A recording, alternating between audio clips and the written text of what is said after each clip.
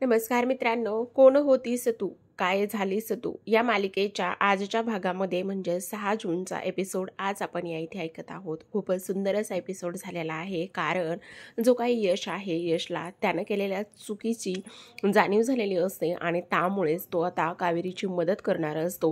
हे आज आपल्याला या इथे पाहायचं आहे. चला मग वेळ वाया न घालवता एपिसोड ऐकूयात. होतं असं तर आता ज्या काही मा आहेत त्यांचं पॅन्डंट हरवलेलं असतं आणि त्याचा आळ इथे कावेरीवर आलेला असतो. का तर यशने तिला कुठल्या तरी ज्वेलर्ससोबत बोलताना फोनवर ऐकलेलं असतं आणि म्हणूनच सर्वांनी तिच्यावर चोरीचा आळ घेतलेला असतो. सर्वजण तिला म्हणत असतात चूक मान्य कर, पण कावेरीने स्पष्टपणे चूक मान्य करण्यास नकार दिलेला आहे. मी चोरीच केली नाही तर मग मी चूक मान्य का करू असं तिचं म्हणणं असतं. त्यामुळे माने तिला चूक मान्य करत नाहीस तर मग तुला शिक्षा देणार आहोत असं म्हणूनच आता तिला गहू दळण्यासाठी दिलेले असतात. आणि तेव्हा मात्र इथे आपली विद्या खूपच जास्त कॉमेडी आहे. ती म्हणत असते काय लोक आहेत ही, खरंच यांना मीच वटणीवर आणलं असतं. इथे माझ्या हाताखाली कावेरी वहिनींना खूपच जास्त मी ट्रेन करणार आहे. ह्या लोकांना कसं वेडं बनून चांगलंच धडा शिकवायचा हे मात्र ह्यांना कळत नाही. आता मला तेच करावं लागणार आहे. आता बघा, बिचारीनं सकाळपासून काहीच खाल्लं नाही आहे आणि त्यांना शिक्षा देत आहेत. हे सगळे लोक त्यांना चोरीचा आळ आणूनच हे सगळं काही करत आहेत. आता मात्र खरं तर यशला थोडंसं वाईट वाटत असतं. का तर त्याला असं वाटत असतं त्यांनी चूक केलेली नाही आहे आणि मी त्यांच्यावर चुकीचा आरोप केलेला आहे. त्यासोबतच आता तो तिला सॉरी म्हणत असतो. पण तेव्हा मात्र कावेरी स्पष्टपणे म्हणत असते मला तुमचं कुठलं सॉरी नको आहे. मला अपेक्षासुद्धा नव्हती की या घरातील माणसं अशी असतील म्हणून. मी चोरी केलीच नाही तरीसुद्धा माझ्यावर आरोप टाकलेला आहे. आता मात्र इकडे दुसऱ्या बाजूला यामी आणि तिचे काकू गप्पा मारत बसलेले असतात. त्या दोघींना सुद्धा प्रचंड आनंद होत असतो. त्यांचं असं म्हणणं असतं की किती छान झालं ना, हिला शिक्षा मिळायलाच हवी होती. त्यावर आता काकू म्हणत असतात खरंच यामी, याचं सगळं क्रेडिट तुला द्यायला पाहिजे, कारण हे सगळं काही तुझ्यामुळे झालेलं आहे. तू किती गोंधळ घालून सगळ्यांना आपल्या बाजूने वळवलंस. आता खूपच हसत खिदळत असतात. तेवढ्यातच यामीच्या पायाला काहीतरी टोचतं. ती पाहते तर ते दुसरं तिसरं काही नसून पेंडंट असतं. आता हे पेंडंट इथं कसं, म्हणजेच तिच्यावर आपण चोरीचा आळ घातला तो चुकीचा होता आणि हे तर पेंडंट इथंच आहे. तिने चोरलेलं नसून आणि त्यासोबत हे हरवलेलं नसून घरातच आहे आणि विकलं सुद्धा नाहीये तिने. आता मात्र हे कोणी केलं तर हे सगळं काही काकूंनी केलेलं असतं. इकडे मात्र कावेरी किचनमध्ये जे काही गव्हाचं पोतं आणि त्याचबरोबर जातं असतं तिथे ती दळत असते आणि तेव्हा आता यश तिच्याकडे येतो. यश म्हणत असतो हे बघा, खरंच मला ही तुमची अवस्था पाहवत नाही. तुम्ही त्या ज्वेलरसोबत बोलत होतात ते मान्य करा. तेव्हा कावेरी म्हणत असते म्हणजे तुम्ही माझ्यावर वॉच ठेवून होतात तर. आणि तेव्हा आता यश म्हणत असतो तुम्ही मुद्द्याला वेगळं वळण देत आहात. मला जे विचारायचं आहे त्याचा प्रश्नाचं उत्तर द्या. इकडे मात्र ते पेंडंट सापडल्यावर यामी म्हणत असते अगं आपण चुकीचा आळ घेतलेला आहे, चल आत्ताच्या आत्ता मला हे पेंडंट देऊयात आणि सांगूयात. त्यावर काकू तिला शांत बसवते आणि म्हणत असते अगं कशाला, मजा बघूयात ना, तिला होणारी शिक्षा आपण एन्जॉय करूयात. तू शांत बस, ते पेंडंट थोडे दिवस तुझ्याकडेच राहू दे. तेव्हा आम्ही म्हणत असते माझ्याकडे नको नको, हे जर कोणी पाहिलं तर खूपच मोठा गोंधळ होईल. आता मात्र इकडे कावेरीने दळायला सुद्धा सुरुवात केलेली असते आणि तिला खूप जास्त त्रास होत असतो. कधीही न केलेलं काम आज कावेरी इथे करत असते. इकडे मात्र काकू म्हणत असते हे बघ, आता ते पेंडंट तुला व्यवस्थित ठेवायचं आहे आणि ते पेंडंट व्यवस्थित ठेवल्याच्या नंतरच खूप काही गोंधळ इथे घरामध्ये होणार आहे. जोपर्यंत आपण ते पेंडंट द्यायचं नाही तोपर्यंत जेव्हा कावेरीला तिच्या चुकीची शिक्षा किंवा तिला या घरातून आपण सोडो की पळच करून सोडायचं आहे. आता मात्र इकडे काकूंना आवाज देत असते आणि त्या धावतच तिकडून निघून जातात. यामीला खूप टेन्शन आलेलं असतं. तिला असं वाटत असतं हे पेंडंटचं आता मी काय करू, कुठे ठेवू, जर कोणाच्या निदर्शनास पडलं तर. खरं तर आता यशला त्याच्या केलेल्या चुकीचा पश्चाताप होत असतो. तो विद्या आणि निशासोबत बोलत असतो. तेवढ्यात त्याला आठवतं त्या सुवर्ण ज्वेलर्सचा नंबर आहे माझ्याकडे, मी त्यांना फोन करून विचारू का की कावेरीने काय विकायला आणलं होतं म्हणून. तो लगेचच कसलाच विचार न करता फोन करतो आणि तिकडून ज्वेलर्सकडून समजतं होत्या येणार होत्या पण आल्याच नाही.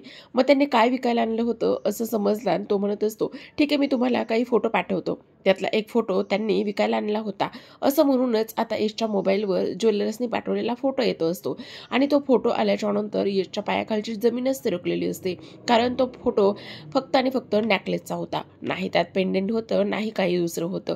तेव्हा तो फोटो पाहिल्याच्या नंतर निशा आणि विद्याला खूपच मोठा धक्का बसतो. निशा विचारत असते काय झाले. त्यावर यश म्हणत असतो हे बघ, त्या कावेरी चुकीचं बोलत नव्हत्या, त्या खरंच बोलत होत्या. मी त्यांच्यावर चुकीचा आरोप केलेला आहे आणि त्या हे पेंडंट विकायला गेल्या नव्हत्या, तर हा नेकलेस त्यांनी विकायला गेल्या होत्या.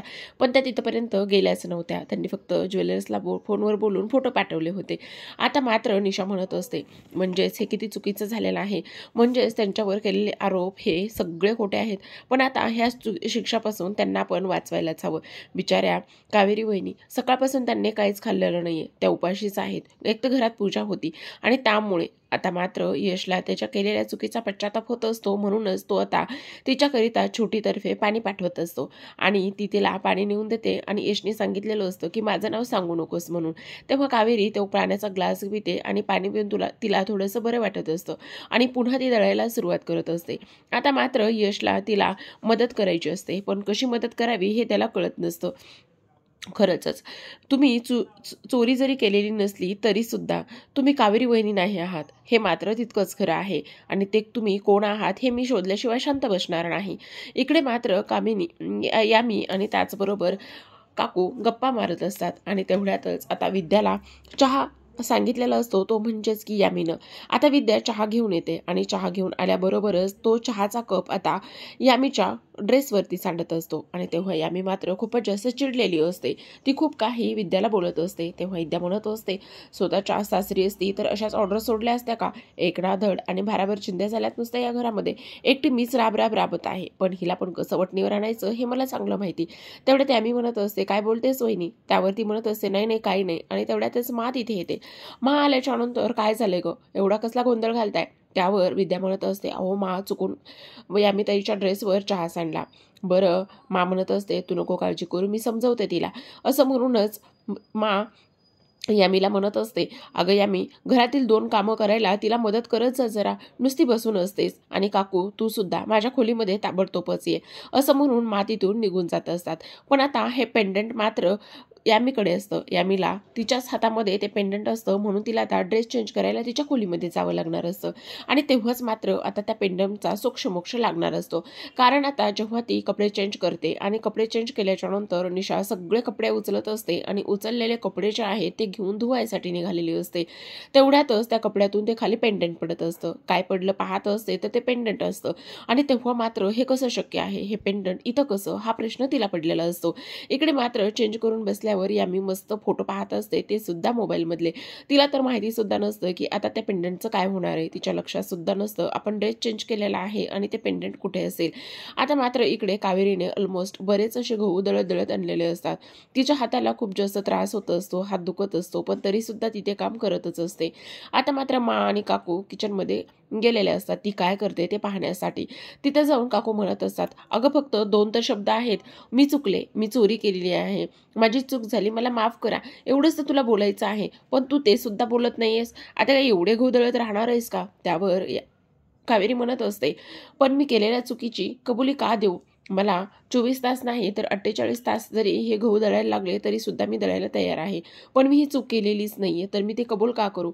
आता मात्र निशा ते पेंडंट घेऊन यशकडे गेलेली असते. यश म्हणतो, हे पेंडंट इथे कसं? त्यावर आता निशा म्हणत असते, हे पेंडंट तुझ्या कपड्यामधून खाली पडलं होतं. खरं सांगायचं म्हणजे तर त्यामध्ये भरपूर सारे कपडे होते. यामीचे असो, त्यासोबत यशचे आणि घरातील इतर लोकांचे सुद्धा कपडे होते.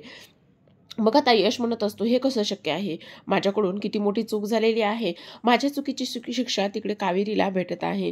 हे माझ्याकडून खूपच चुकीचं घडलेलं आहे. असं म्हणूनच यश सुद्धा त्या चुकीचं केलेल्या प्रायश्चित्त करण्याचं ठरवत असतो. कुठल्याही गोष्टीची शहानिशा न करता कोणावरही आरोप करू नये असं त्याला इथे वाटत असतं. मी चुकलेलो आहे, पण मला आता त्यांची मदत करावीच लागणार आहे. असं म्हणूनच तो आता कावेरीची मदत करायला निघालेला असतो. तर आता इकडे मा आणि काकू तिला म्हणत असतात, घे माघार आणि सॉरी म्हणून टाक, मी चुकले असं म्हणून टाक. पण कावेरी सुद्धा तिच्या शब्दावर अटळ असते. ती म्हणत असते, नाही, काही जरी झालं तरी सुद्धा मी अजिबात सॉरी किंवा मी चुकले असं म्हणणार नाही, कारण मी ते केलेच नाहीये. तुम्ही एकदा चोरी, तुमच्याच घरामध्ये काहीतरी झालेलं असं आणि त्या चोरीचा आरोप तुम्ही माझ्यावर टाकत आहात, त्यामुळे मी का सॉरी म्हणू, मी का चुकले म्हणू? तर प्रेक्षकांनो, आता यश त्याच्या चुकीची जे काही प्रायश्चित्त आहे तो करत असतो. खूपच उशीर झालेला असतो आणि तो कावेरीपाशी येतो आणि तिला दळू लागायला मदत करत असतो. तेव्हा कावेरी त्याच्याकडे पाहत असते आणि म्हणत असते, खरंच तुम्ही होतात म्हणून सगळं झाले. आणि तेवढ्यातच आता यश तिला मदत करत आहे ही गोष्ट मा येऊन पाहत असते.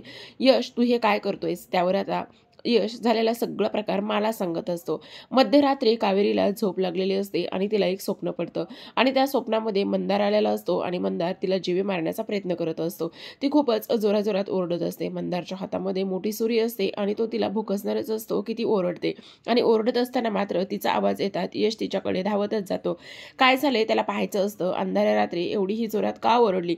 ओरडल्यामुळे तिला खरं तर हे स्वप्न होतं आणि हे स्वप्न मात्र का पडलं आणि मंदार कोण आहे असा प्रश्न मात्र यशने तिला विचारलेला असतो. तर प्रेक्षकांनो, तुम्हाला काय वाटतं? कावेरी आता काय सांगेल? मंदार कोण आहे? तिच्या आयुष्यामध्ये हे सगळं काही काय चाललेलं आहे? हे सगळं करत असताना तिला किती त्रास होतोय? यशची मदत घेऊन सत्य सर्वांसमोर आणेल का? हे पाहणं खूपच जास्त रंजक असणार आहे. तर अशाच नवनवीन अपडेट पाहण्यासाठी आपल्या चॅनलला सबस्क्राईब करा. भेटूयात पुढील भागात. तोपर्यंत धन्यवाद.